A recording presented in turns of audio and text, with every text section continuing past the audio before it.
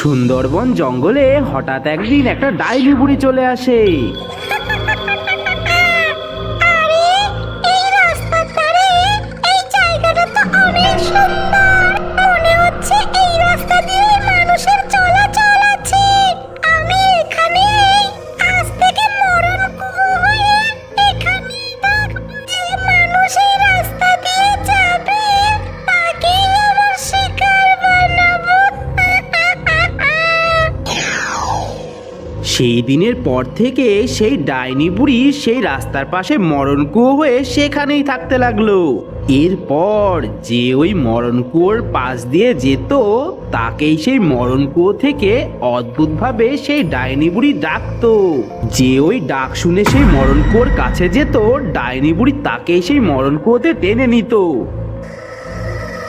আস্তে আস্তে এই মরণ কুয়োর কথা ছড়িয়ে পড়ল চতুর্দিকে। এভাবেই ছড়িয়ে পড়ল সেই মরণকুয়োর কথা সবার মুখে মুখে। গ্রামের মানুষ রাগে দুঃখে একদিন তারা সবাই চলে গেল এক তান্ত্রিক বাবার কাছে।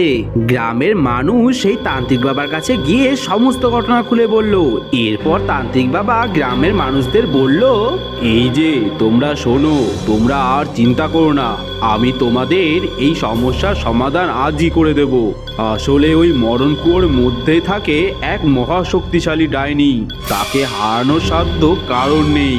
আমার কাছে একটা উপায় আছে, আমি তোমাদের একটা মন্ত্রপুত এক মশাল দেব। সেই মশাল নিয়ে ওই কুয়োর গায়ে আগুন লাগিয়ে দেবে, তবেই ওই ডাইনি ওই মন্ত্রপুত আগুনের দ্বারা জ্বলে পুড়ে ভস্ম হয়ে যাবে।